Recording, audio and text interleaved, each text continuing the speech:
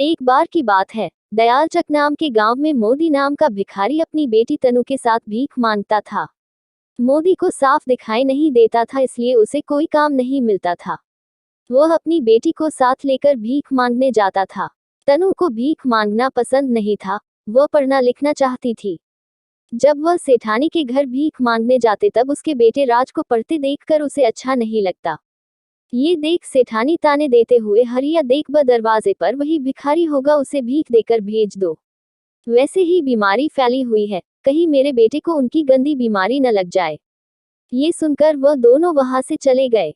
तनु अपने पिता से पूछती है कि पिताजी, सारे लोग हमसे दूर क्यों भागते हैं, क्या हम गंदे लोग हैं? पिताजी बोले, अरे नहीं बेटा, बुराई तो हमारी गरीबी और इनकी सोच में है।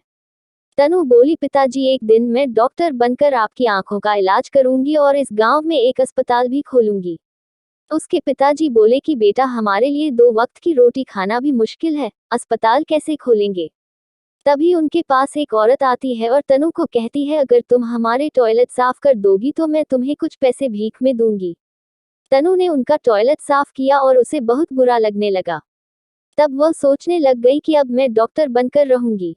तनु अपने पिता को ले जाकर मंदिर के बाहर चाचा के पास बैठा जाती है और खिलौने बेचकर कुछ पैसे कमाने लगी। और फिर वह गांव की शिक्षिका से किताब लेकर सरकारी स्कूल में पढ़ने गई। अब तनु रोज स्कूल से आकर खिलौने बेचती और अपने पिता का ध्यान भी रखती। तनु रात रात भर जागकर पढ़ाई करती और हमेशा अव्वल नंबर लाती। तनु की कामयाबी देखकर गांव के सभी लोग हैरान रह गए। धीरे धीरे तनु बड़ी होती गई और कॉलेज में दाखिला देने के लिए परीक्षा देने लगी। उसकी शिक्षिका उसका पूरा साथ देती थी। इम्तिहान में टॉप करके उसके पिताजी और शिक्षिका बहुत खुश हुए। अपनी पढ़ाई पूरी करने के लिए तनु को बाहर जाना पड़ता है, परंतु उसका बिल्कुल भी मन नहीं होता है अपने पिता को छोड़कर जाने का। तब शिक्षिका उसके पिता की सारी जिम्मेवारी लेने के लिए तैयार हो जाती है। बाहर जाकर तनु बिल्कुल लगन के साथ अपनी पढ़ाई जारी रखती है।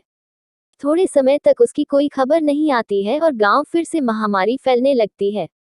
रेणु के पिता और राजू इस बीमारी से अस्पताल में पड़े रहे।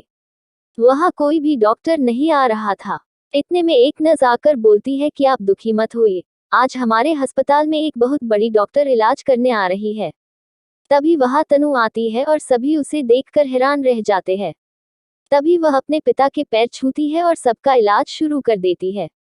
सबके ठीक होने के बाद तनु अपने पिता की आंखों का भी ऑपरेशन कर देती है और रोशनी वापस आ जाती है। तनु को देखकर सभी को शर्मिंदा महसूस होता है। सभी उसकी कामयाबी को देखकर बहुत खुश होते हैं और उसको माला पहनाकर उसका सम्मान करते हैं। तो दोस्तों, इस कहानी से हमें ये सीख मिलती है कि यदि तनु के जैसे लगन, मेहनत, दृढ़ निश्चय से काम को करे तो हमें कामयाबी जरूर मिलती है।